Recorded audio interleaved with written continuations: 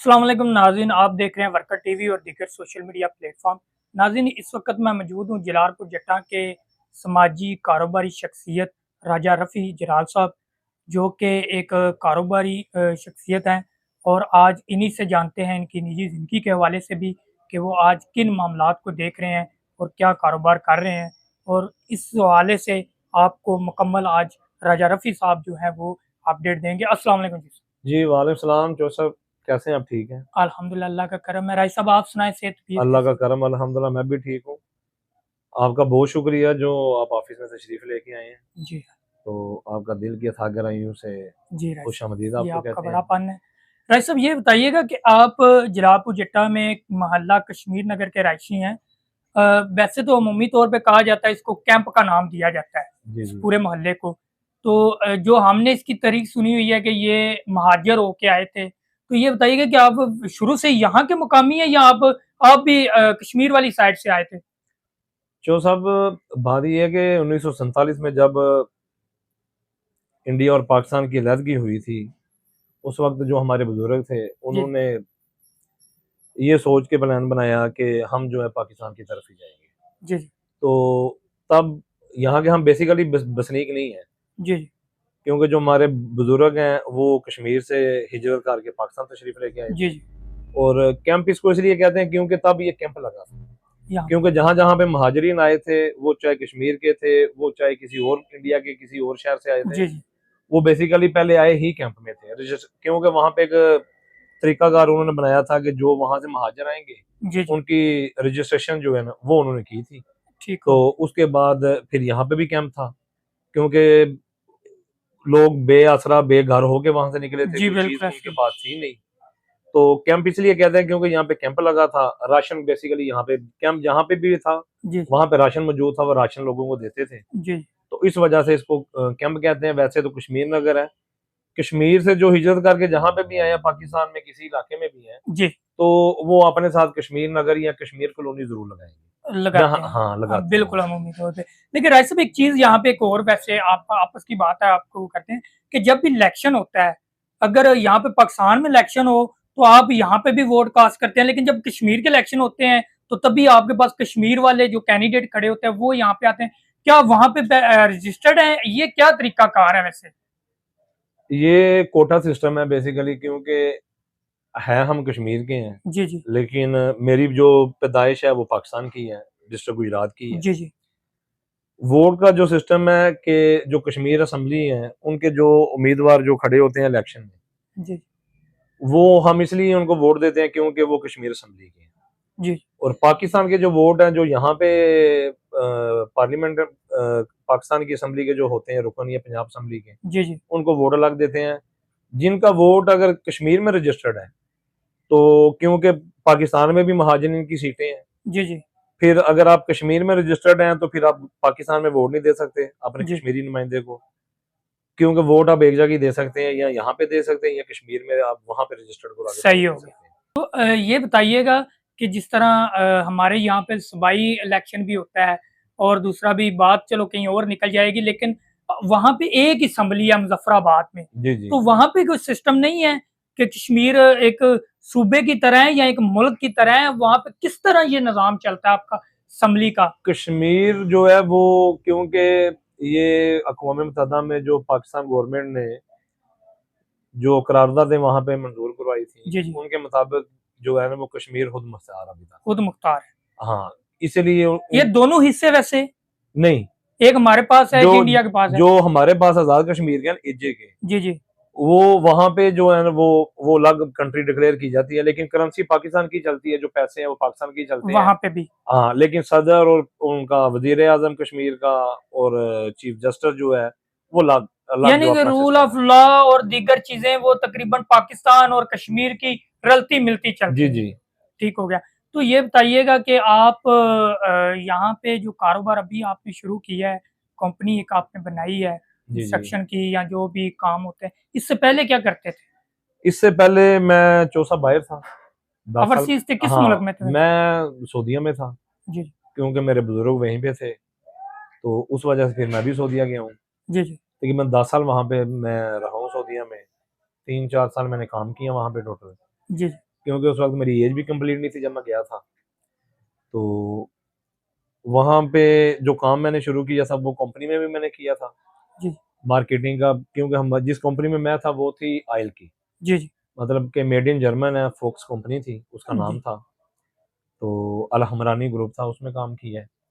साथ मैंने अपना जो है ना वो सेपरेट काम किया था इसका, होटल का। साइड बिजनेस यानी कि हाँ, साइड बिजनेस आप कह लें उसको। जी तो लेकिन तब शाह अब्दुल्ला से जब मैंने शुरू किया था, तो अभी मुकम्मल नहीं था हुआ, तो शाह अब्दुल्ला जो उस दौरान अल्लाह को प्यारे हो जी जी गए।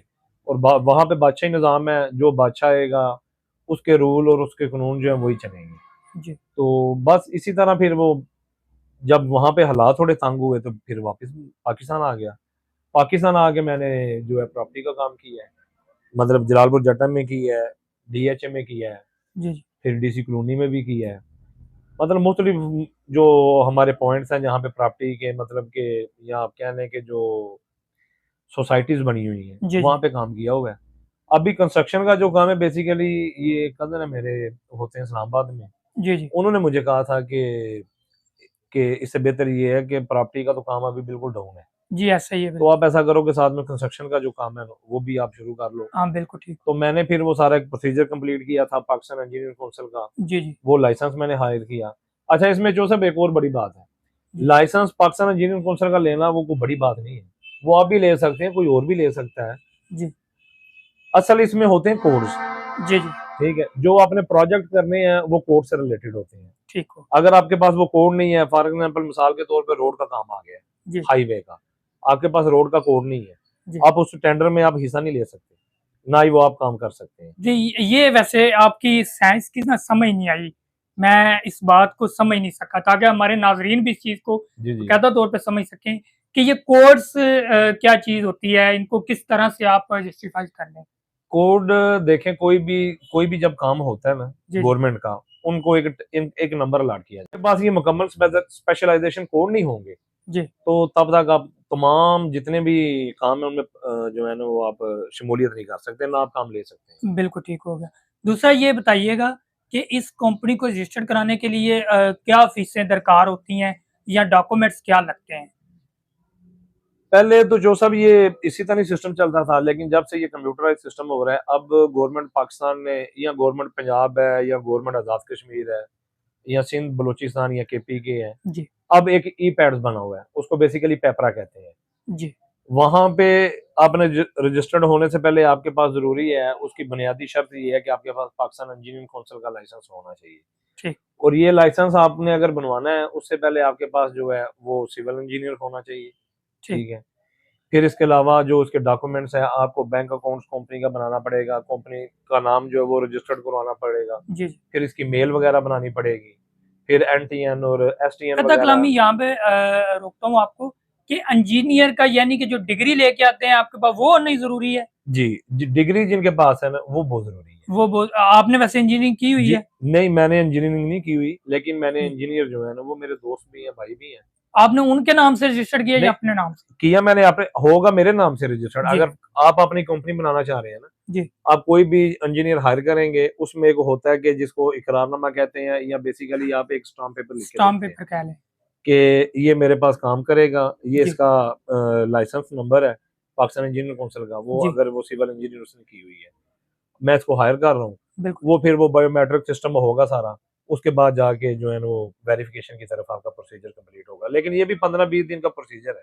तो ये जब पाकिस्तान के टेंडर आते हैं, एक तो ये बताइएगा कि आप काम कर रहे हैं, जो आपकी कंपनी है, ये पूरे पाकिस्तान में काम कर सकती है? और इस ये टेंडर, ये बताइएगा कि किस तरह से आपको पता चलता है कि ये टेंडर आ रहा है और उसको मिलने के चांसेस क्या होते हैं, या आप किस तरह से अप्लाई करते हैं कि ये टेंडर मुझे दे दें?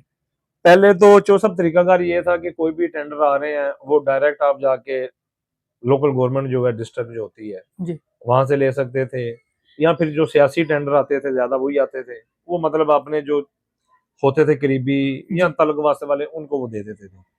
अभी वो प्रोसीजर नहीं है, अभी ये है कि आपने कोई टेंडर लेना है या उस टेंडर में पार्टिसिपेट करना है, या आपने देखना है कि टेंडर कौन सा आया है, जी उसके लिए आपको पाकिस्तान इंजीनियर कौंसिल का लाइसेंस जो है वो दरकार है, फिर एसटीएन नंबर है, ठीक है, जी एनटीएन आपका एक्टिव होना चाहिए, आपके पास प्रॉपर ऑफिस होना चाहिए, इंजीनियर जो है वो होने चाहिए। जी उसके बाद जाकर आपने ई पैड्स पे जो है ना पेपरा है, जी जी आपने वेबसाइट पे जाना है, वहां पे आपने वो सारे डॉक्यूमेंट जो है वो अपलोड करने हैं। वो फिर तकरीबन 1 से 2 वीक का टाइम लेते हैं। उसके बाद वो देखते हैं कि अगर हाँ आपके जो डॉक्यूमेंट्स हैं वो वेरीफाइड हैं, उसके बाद फिर वो एक आईडी आपको अलॉट करेंगे और साथ जी। में वो कोड आपको देंगे। तो वहां से फिर आप लॉग इन करेंगे और वहां से आप जो है ना, वो टेंडर हाँ, आसानी से पंजाब का मिल अलग जाएंगे। है, पाकिस्तान का अलग है, आजाद कश्मीर का अलग है, इसी तरह जितने भी ये सूबे हैं इनके सबके अलग हैं। लेकिन मैं पाकिस्तान प्रॉपर कहीं पे भी, बलूचिस्तान में हो, सिंध में हो, वफाकी जितने भी प्रोजेक्ट हैं जी जी। वो मैं सारे कर सकता हूँ। गवर्नमेंट पंजाब के मैं कर सकता हूँ, गवर्नमेंट आजाद कश्मीर के कर रहा हूँ, इस तरह। वैसे तो गुजरात का अगर कोई टेंडर आता है तो वो ज्यादातर हमने हमने जितना नॉलेज रखा हुआ है वो हमें यही पता चलता है कि अखबार में दिया जाता है, या जी जी। पहले अभी पता नहीं क्या तरीकाकार होगा। इसी तरह अगर वफाक का कोई टेंडर आता है तो वो आपको किस तरह से पता चल जाता है कि ये टेंडर आया हुआ है? इनकी कोई वेबसाइट्स होती हैं उस पे ये शो करते हैं, या कोई न्यूज के थ्रू आपको पता चलता है? न्यूज़पेपर में भी आता है, जो मतलब कि जिनका गवर्नमेंट के साथ जो रिलेटेड है वो वहाँ पे इश्तिहार वगैरह आते हैं। लोकल गवर्नमेंट के जैसे जंग है जी जी या जो इलाकाई जो खबरें हैं वहाँ पे भी टेंडर आते हैं।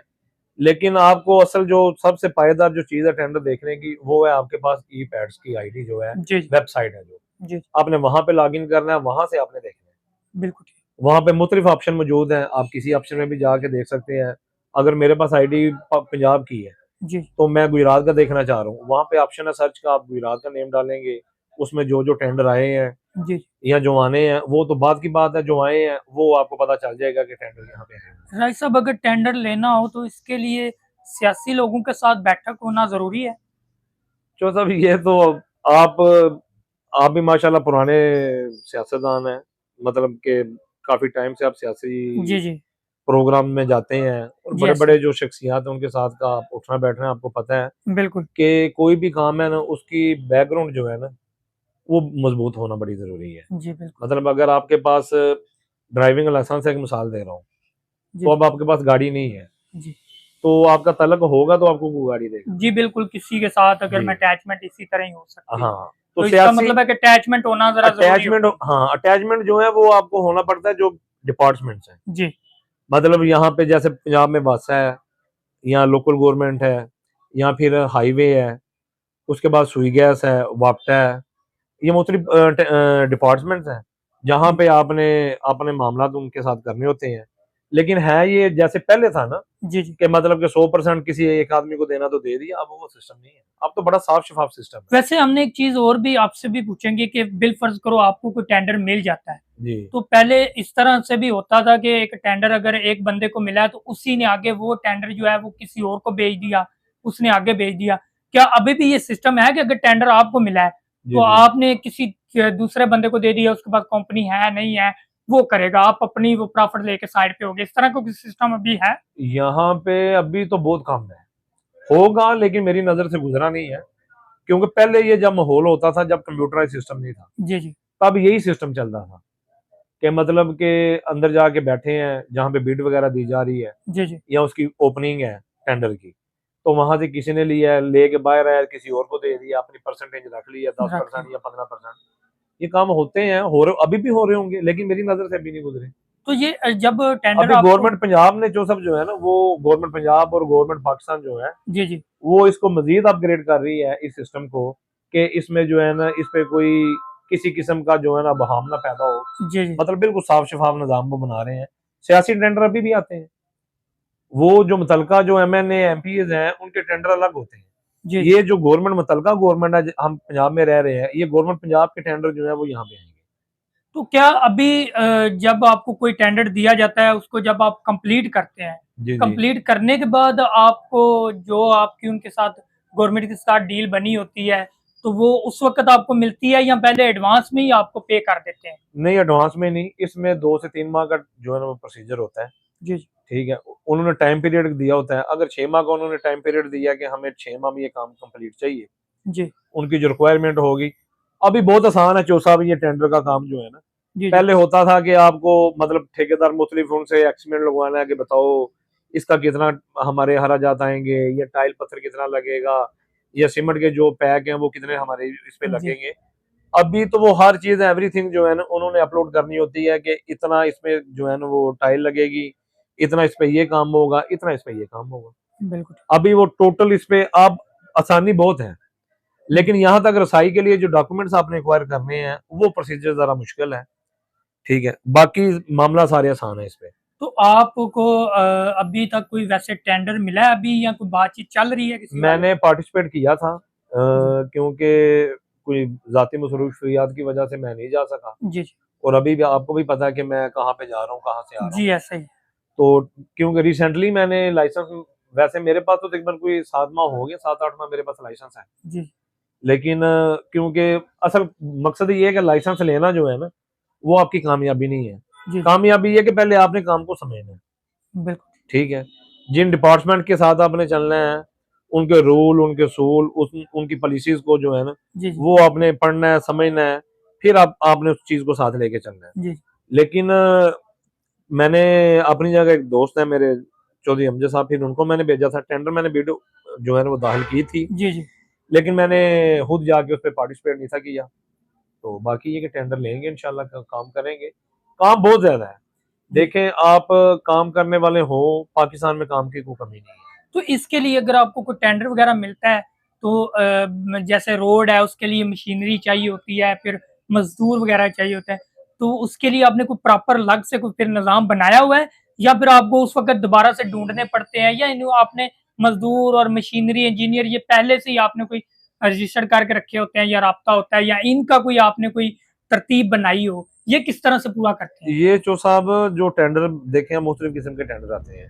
कोई रिपेयरमेंट के आते हैं, जी मेंटेनेंस वगैरह के आते हैं, कुछ नई रोड्स के आ जाते हैं, कुछ जी नई पुलियों के आ जाते हैं, या नया सीवरेज सिस्टम डालने के लिए आ जाते हैं।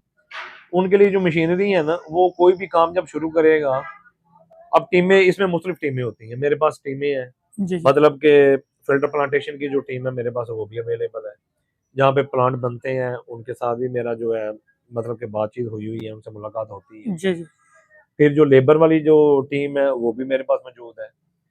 इवन के रेस से लेके फिक्सिंग तक जी। सारी टीम मेरे पास मौजूद है। तो इसके लिए आपको, जब आपके पास सारी टीमें मौजूद होती हैं, जी जी तो फिर इसके बाद आ जाता है कि आपने कोई भी काम लिया उसके मटेरियल के हवाले से, जी जी। तो मटेरियल आप अपनी मर्जी से जहाँ से मर्जी ले सकते हैं, या ये पॉलिसी में या गवर्नमेंट की मर्जी से आपने लेना होता है? नहीं, इसमें गवर्नमेंट की कोई पॉलिसीज नहीं है, आप किसी जगह पे भी ले सकते हैं। जिसके साथ आपकी डील बन जाए? नहीं, डील नहीं बन जाए, मतलब कि यहाँ पे अगर कोई चीज, फॉर एग्जाम्पल मिसाल के तौर पे, यहाँ पे आपको सीमेंट का बैग मिल रहा है 1500 का, जी जी ठीक है, दुकानदार सेल कर रहे हैं। जी अगर आप डायरेक्ट डीलर से ले रहे हैं या कंपनी से उठा रहे हैं, तो वही बैग आपको 1300 का या 1250 का पड़ रहा है। ठीक। ठीक है, इसमें कोई ऐसी पॉलिसीज नहीं है कि जहाँ पे गवर्नमेंट कहेंगी तो वहीं पे। यानी वो आपकी अपनी मर्जी है? वो कॉन्ट्रैक्टर जो बेसिकली है, जो मेरे पास लाइसेंस है, वो कॉन्ट्रैक्टर है। कॉन्ट्रैक्ट। कॉन्ट्रैक्टर अपनी मर्जी से कहीं से भी ले सकता है। ठीक। हाँ, तो लेकिन हाँ, उनकी जो पॉलिसीज ये है कि जो उनकी रिक्वायर्ड है, जो उन्होंने बताया हुआ कि हमारी ये रिक्वायरमेंट है, वो कंप्लीट करनी है। तो क्या जब आपका टेंडर कंप्लीट हो जाता है तो उसकी चेकिंग के लिए कोई टीम आती है, या वैसे बस इसी तरह छोड़ दिया जाता है? जैसे हम देखते हैं अक्सर कि एक रोड बनती है, वो 4 महीने 5 महीने के बाद उसमें वो खड्डे और दूसरा हो जाता है, तो इसमें 2 नंबरी हुई होती है। आप क्या समझते हैं कि ये कि किसी ने डंडी मारी है, या वैसे उसको फंड ही उतना मिला? नहीं, इसमें डंडी वगैरह की बात नहीं होती। प्रॉपर एक गवर्नमेंट की टीम होती है, जी जो आपको नक्शा भी बना के देती है। जी ठीक है, उसको आप बेसिकली कह रहे हैं डिजाइन करके, आप ड्राइंग उसको कहते हैं। जी जी ठीक है, वो ड्राइंग भी आपको बना के देंगे उनके, क्योंकि गवर्नमेंट जिम्मेदार है, इदारा है। जी। बाकी जो नीचे हैं वो जारी बात है, गवर्नमेंट से रिलेटेड है, उनसे ऐसा ही। मंसूब है। उन्होंने एवरीडे आके आपके काम को चेक करना होता है। जी जी ठीक है, आपने काम कैसा किया है, उनकी जो नक्शा जो उन्होंने बना के दिया है उसी के मुताबिक चल रहा है। फिर उन्होंने मटेरियल बकायदा चेक करना होता है कि मटेरियल वही इस्तेमाल हो रहा है। ये पहले होता था, मतलब कि अगर आप 2 नंबरी करना चाहें किसी जगह पे, आपको काम मिला है, वो काम 10 लाख का है या 5 लाख जी का है, आप उसमें जो है 70 लाख, सॉरी 70,000 रुपया लगाते हैं या 80,000 लगाते हैं। जी। बाकी कुछ आप उनको दे देते थे, कुछ जेब में डाल देते थे। तो फिर आप खुद अंदाजा लगा लो उस काम की अभी क्या ऐसी वैल्यू होगी। चीजें मेरे ख्याल से फिर नहीं होंगी, मतलब? अभी वो चीजें नहीं है, अभी तो ई पैड्स है, अभी तो बड़ा साफ और शफाफ निजाम है। गवर्नमेंट इसको मजीद साफ शफाफ कर रही है सही हो। कि कल कोई इस पे कोई जो है ना वो किसी तरह का कोई बात ना करे।